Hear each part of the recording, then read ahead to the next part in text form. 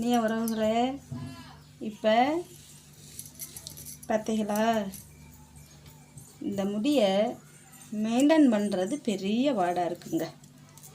ஏன்னு சொல்கிறீங்களா?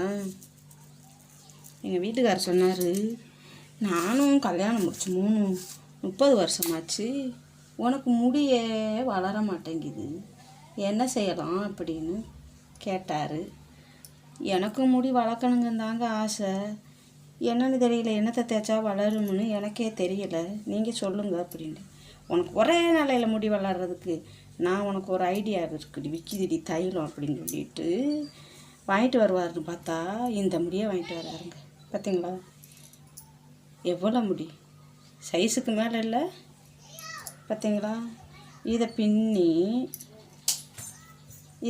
பின்னி காட்டு, உனக்கு முதல்ல மாதிரி முடி இருக்கான்னு பார்ப்போம். முதல்ல இவ்வளவுல இதை விட கொஞ்சம் கம்மியாக கிடந்துச்சு. வயசாகிட்டா முடி வளருமாங்க. பார்த்தீங்களா, இதை நான் பின்னி காமிக்கலாம். இவ்வளோ முடி, இதெல்லாம் ஓவர் அல்ல. பார்த்தீங்களா, இவ்வளோ முடி வளரணுமா எங்கள் வீட்டுக்காருக்கு. பார்த்தீங்களா, இவ்வளோ முடி வாங்கிட்டு வந்துருக்காரு. இதை வாங்கிட்டு வந்து நீ பின்னி காட்டுன்னு சொல்கிறாரு. நல்லா இருக்கா பாருங்கள், கமெண்ட்ல சொல்லுங்கள். அவருடைய ஆசை எதுக்குங்க கெடுக்கணும்ட்டு. நீ பார்த்தீங்களா, இவ்வளோ முடிய எனக்கு தொங்கணுமா, அவருக்கு ஒரு ஆசை. பார்த்தீங்களா,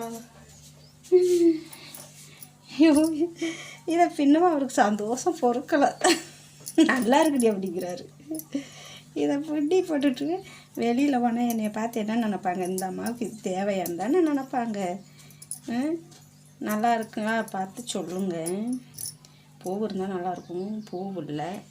பார்த்தீங்களா எவ்வளோ இல்லை ஜடையாயிருச்சுன்னு பாருங்க. இது எங்கள் வீட்டுக்காரரு, நீ பின்னு உனக்கு நல்லா தான் இருக்கும் அப்படிங்கிறாரு. இப்படி தூக்கி போடையில் இப்படி அடிக்கணுமா அவருக்கு, இப்படி போடையில் இப்படி அடிக்கணுமா. பார்த்தீங்களா, உடனே நிறையா முடி வேணும்னு சொன்னால் இப்படிலாம் இப்படி நாங்கள் அந்த நேரத்துலேயே பின்னலாங்க. இப்போ பின்னி காமிக்க சொல்கிறாரு. நல்லா இருக்காங்க, நல்லா இருக்கா. பார்த்தீங்களா எவ்வளோ முடி உங்கள் பொண்டாட்டிக்கு வளர்ந்துருக்கு.